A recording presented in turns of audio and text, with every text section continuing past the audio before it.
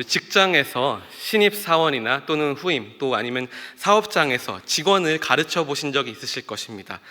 저 같은 경우는 이 부모님이 운영하시는 도넛 가게에서 일을 하면서 새로운 직원들을 한 번씩 가르칠 경험이 있고 그렇게 기회가 생길 때가 있습니다.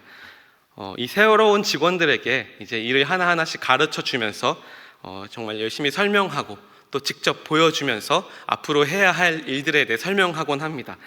그러면 보통은 다들 끄덕이면서 이제 알겠다고 이야기하고 또 제가 알아들었는지를 물어봤을 때 알았다고 이야기합니다. 그런데 정작 다음 날이나 심지어는 바로 당일 같은 날에도 제가 방금 알려줬던 일을 해보려고 하면 전혀 엉뚱한 방법으로 하거나 아니면 전혀 이해하지 못한 것을 발견할 때가 있습니다. 분명 그 자리에서 이야기를 듣고 있었고 제가 여러 번 설명했음에도 불구하고 정작 이해하지 못했거나 자기 마음대로 자기의 기준에 따라서 이해를 한 것입니다. 오늘 이 말씀에서의 제자들도 마찬가지인 것 같습니다. 예수님께서는 계속해서 이 십자가 지심을 얘기하시고 자신께서 죽어야 하심을 이 제자들에게 말씀하셨습니다. 마가복음 8장에서 한번 말씀하셨고 또 오늘 지금 본문에서 계속해서 말씀하고 계신 것입니다. 하지만 제자들은 그것을 이해하지 못했고 오히려 누가 더 높으냐라는 논쟁을 벌이고 있었던 것입니다. 우리 30절에서 32절까지 함께 읽겠습니다. 그곳을 떠나 갈릴리 가운데로 지날새 예수께서 아무에게도 알리고자 아니하시니 이는 제자들을 가르치시며 또 인자가 사람들의 손에 넘겨져 죽임을 당하고 죽은 지 3일 만에 살아나리라는 것을 말씀하셨기 때문이더라. 그러나 제자들은 이 말씀을 깨닫지 못하고 묻기도 두려워하더라. 오늘 말씀에서 이 예수님은 십자가를 향해 가고 계셨습니다. 예수님은 제자들을 가르치시면서 또다시 자신이 고난을 받고 죽을 것이며 또 사흘 안에 부활하실 것을 말씀하십니다. 이것은 예수님의 공생의 핵심 메시지로 예수님께서 계속 강조하셨던 그러한 부분입니다. 마가복음에서는 예수님께서 총 3번 십자가와 부활을 예고하셨습니다.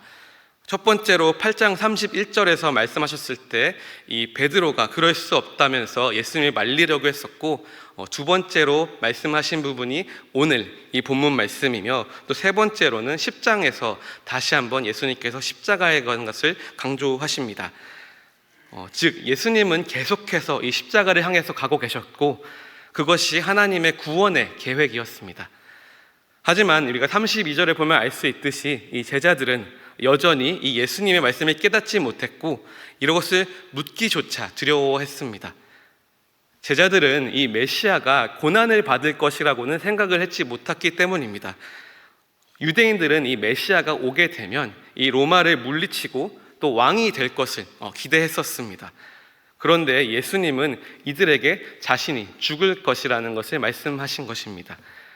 제자들은 이것을 아마 이해할 수도 없었을 것이고 또 받아들이고 싶지 않았을 것입니다. 또한 32절에서 묻기도 두려워하더라고 말합니다.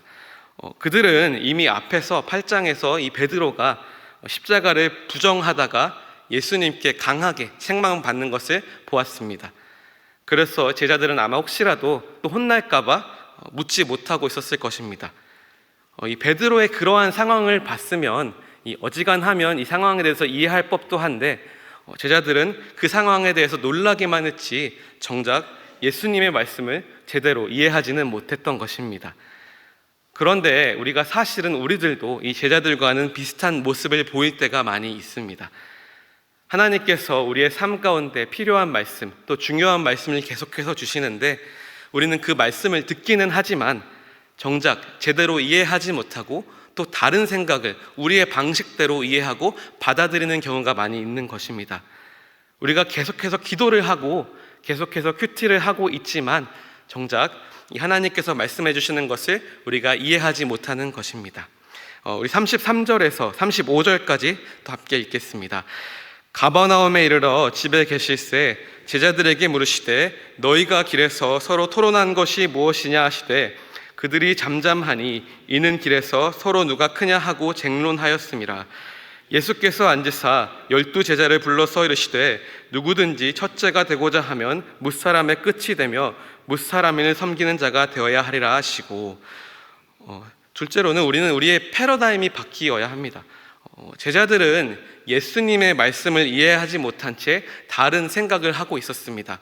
앞에서 말씀드렸던 것처럼 예수님께서는 이 십자가와 부활을 가르치셨는데 제자들은 전혀 엉뚱한 다른 생각을 하고 있었던 것입니다. 그래서 그들은 길에서 누가 더 크냐 그러한 논쟁을 벌이게 된 것입니다. 이는 당시 문화에서는 흔한 경쟁 의식이었습니다. 이 랍비 아래에서 배우는 제자들 사이에서 그 사이에 서열이 존재했었습니다. 그래서 당시에 유대인들은 이 메시아가 오면 당연히 이 로마를 정복하고 왕이 될 것을 기대했었기 때문에 자연스럽게 우리 사이에서는 누가 더 높은 자리를 차지할까 이렇게 고민하게 되었던 것입니다. 하지만 예수님께서는 그들의 기대와는 완전히 반대되는 이야기를 하셨습니다. 바로 첫째가 되고자 하면 끝이 되어야 하며 큰 자가 되려면 섬기는 자가 되어야 한다는 것이었습니다. 이것은 세상의 가치관의 개념과는 완전히 반대되는 것이었습니다. 패러다임 시프트라는 말이 있습니다. 이는 기존의 틀이 완전히 깨지고 새로운 방식으로 생각하게 된다는 그러한 변화입니다. 예를 들어서 우리가 말을 타고 다니던 시대에서 이 차를 타고 다니는 시대로 바뀌면서 이러한 이동 방식이 완전히 바뀌는 것처럼, 또한 우리가 필름 카메라를 사용하던 것에서 이제는 스마트폰을 사용하면서 언제 어디서든 누군가 사진을 찍고 공유할 수 있게 되는 그런 것처럼 예수님이 말씀하시는 이런 하나님의 나라는 세상의 가치관과 완전히 반대되는 이러한 패러다임 시프트를 요구하는 것입니다. 세상의 가치관은 우리가 높은 자리에 올라가야지 성공하고 또 경쟁에서 우리가 꼭 이겨야 된다고 말합니다. 또한 힘과 권력을 가져야 하고 또 자기 자신만을 위해서 살아야 하며 우리가 인정받고 또 존경받아야 한다고 이야기합니다. 하지만 하나님 나라의 가치관은 우리가 낮아지고 또 남을 섬겨야 한다고 말합니다. 그리고 또한 사랑과 겸손이 중요하고 또 다른 사람을 위해 희생하여야 하며 보이지 않는 자리에서 섬겨야 한다고 이야기합니다. 이처럼 완전히 반대되는 이러한 가치관으로의 변화가 필요한 것입니다. 우리가 영국이나 호주나 이제 일본 같은 경우에는 우리 미국이나 한국과는 반대로 차선과 이 운전대가 완전히 반대 방향에 있는 것을 알고 계실 것입니다. 그래서 우리가 일본이나 이 영국에서 운전을 하려면 우리가 완전히 새로운 방식에 적응을 해서 운전을 해야 합니다. 우리가 미국에서 운전을 하듯이 그곳에서도 똑같이 오른쪽에서 운전을 하게 된다면 아마 사고가 일어나게 될 것입니다. 마찬가지로 우리가 예수님을 따르는 이 삶은 우리가 이 세상의 방식을 따라서 간다면 그 가운데 충돌이 일어나게 됩니다. 만약에 우리가 여전히 돈을 많이 벌고 또 모으는 것만을 중요시하는 이 세상의 방식을 따르면 돈을 벌면 당연히 내 것이기 때문에 내가 써야 한다고 생각하게 됩니다. 하지만 예수님을 따르면 우리가 재물을 베풀고 또 나누는 삶을 살아야 합니다. 예를 들어서 우리가 헌금을 하거나 또 선교 헌금을 또 구제 헌금을 할 때 내 돈을 나를 위해서만 써야 한다는 그러한 생각과 하나님께 드리는 것 사이에 고민을 하면서 이 세상의 방식과 우리가 충돌을 하게 되는 것을 경험하게 됩니다. 이처럼 우리가 예수님을 따른다고 하면서 여전히 우리가 이 세상의 방식을 따라서 살려고 하면 계속해서 이 충돌이 일어날 수밖에 없습니다. 신앙생활을 하는 가운데 이건 예수님이 원하는 방식이지만 그런데 세상의 방식이 더 편한 것 같다는 그러한 갈등이 계속해서 일어나게 됩니다. 결국에는 우리가 예수님을 따르려면 우리의 가치관이 완전히 변해야 하는 것입니다. 하나님 나라의 방식이 진짜라는 것을 믿고 그것을 따라 살아가야 하는 것입니다. 우리가 교회에서도 우리가 주님의 일을 한다고 하면서도 섬김의 자리보다는 우리가 눈에 띄는 자리를 원할 때가 있습니다. 우리가 봉사를 한다고 하면서도 우리 마음 가운데는 사람들에게 인정받고 싶고 또 다른 누군가가 더 인정받고 칭찬받으면 우리가 속상할 때가 있습니다. 또는 다른 사람이 나보다 잘하는 것을 보고 우리가 불편한 마음을 가지고 또 비교하거나 이런 경쟁하는 마음을 가질 수도 있습니다. 그런데 그렇다면 우리는 여전히 세상의 가치관 가운데 살아가고 있는 것입니다. 우리는 더 이상 이 미국 땅이 아니라 영국 땅에서 운전을 하고 있는데 여전히 오른쪽에서 우리는 운전을 하면서 이 충돌을 피하며 어려워하고 있는 것과 똑같은 것입니다. 우리가 예수님 안에서 이러한 가치관에서 완전한 변화가 일어나서 오직 예수님의 뒤를 따르며 이러한 충돌 없이 주님만 따라가는 저와 여러분들 되시기를 주님의 이름으로 축원합니다. 우리 36절에서 37절 함께 읽겠습니다. 어린아이 하나를 데려다가 그들 가운데 세우시고 안으시며 제자들에게 이르시되 누구든지 내 이름으로 이런 어린아이 하나를 영접하면 곧 나를 영접함이요 누구든지 나를 영접하면 나를 영접함이 아니요 나를 보내신 이를 영접함이니라. 앞에서 예수님은 낮아지고 섬기는 것이 이 하나님 나라에서 진짜 큰 것이라고 말씀하셨습니다. 그렇다면 우리는 어떻게 이 하나님 나라의 방식대로 살아갈 수 있을까요? 예수님께서는 이 질문에 대한 대답으로 한 어린 아이를 데려오셨습니다. 당시 유대 사회에서 이 어린 아이는 사회적으로 지위가 굉장히 낮았습니다. 그리고 중요하지 않은 존재였습니다. 어린아이는 힘이 없고 또 사회적으로도 인정받지 못하고 또 누군가의 도움 없이는 살 수 없었기 때문입니다.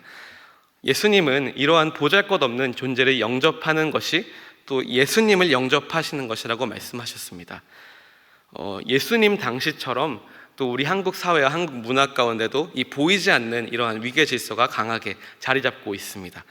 그래서 우리 한국 사람들은 처음 만나면 우리의 나이를 먼저 물어보고 또 계급과 직분을 물어보면서 우리의 위치를 어느 정도 파악하려고 합니다. 그래서 이것들이 교회 가운데도 그대로 적용되는 경우가 있습니다. 그래서 많은 교회에서 이 직분을 계급으로 생각하고 또 행동하고 그러한 경우를 많이 보게 됩니다.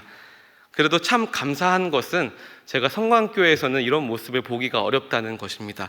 제가 아직도 기억하는 게 제가 처음 이 교회에 왔을 때 장로님들과 또 안수 집사님들이 자꾸 이 사다리에 올라가셔서 이 굳은 일들을 하고 계셨던 것을 기억하고 있습니다. 또 주일마다 이 주차 봉사로 섬기는 분들, 또 토요일과 주일날 이렇게 화장실 청소하고 권사님들께서 또 주일 정리하시는 것을 보면서 이것이 저에게는 꽤 신선한 충격으로 다가왔었습니다. 어떻게 보면 어린 사람들이 하라고 떠넘길 수 있지만 이러한 굳은 일들을 앞장서서 하는 것이 어떻게 보면 하나님이 기뻐하시는 그러한 섬김의 모습일 줄 믿습니다. 예수님은 어린아이를 영접하는 것이 곧 나를 영접하는 것이라고 하셨습니다. 이것은 단순한 친절함을 넘어서 이 하나님 나라의 원리를 가르치시는 것입니다. 힘없고 보잘것없는 자를 섬기는 것이 하나님을 섬기는 것이라고 말씀하셨습니다. 즉 예수님을 믿는 사람이라면 반드시 낮은 자를 환영하고 섬겨야 한다는 것입니다. 그래서 우리가 힘없고 낮은 자들을 대할 때 이 예수님을 대하는 마음을 하여서 도움이 필요한 사람을 볼 때는 우리가 긍휼한 마음을 가지고 또 그들을 도울 수 있어야 하는 것이고 그들을 섬길 수 있어야 하는 것입니다. 그래서 예수님은 누가 크냐에 대한 대답으로 하나님에 대해서 나라에서 진짜 위대한 사람은 낮아지고 또한 섬기는 사람이라고 말씀하십니다. 우리가 오늘 말씀을 통하여서 이 예수님께서 제자들에게 가르치신 그러한 하나님 나라의 방식을 보았습니다. 예수님은 십자가를 향해서 가고 계셨지만 제자들은 그것을 여전히 이해하지 못하고 있었습니다.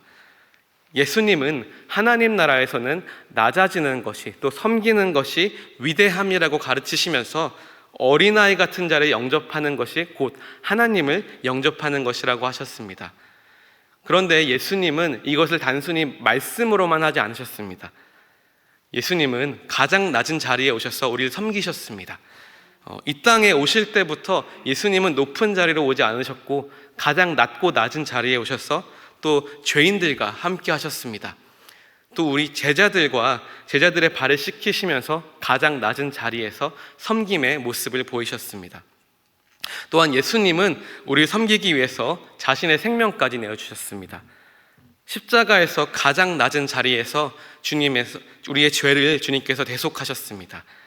세상은 힘과 권력을 통해서 승리하는 것이 성공이라고 하지만 예수님은 낮아지고 섬기는 것이 진정한 승리임을 보여주셨습니다. 우리는 여전히 높아지고 싶고 인정받고 싶고 성공하고 싶은 마음이 있습니다. 그러나 예수님은 낮아지고 섬기는 것이 하나님 나라에서 가장 크고 위대한 것임을 다시 한번 강조하십니다.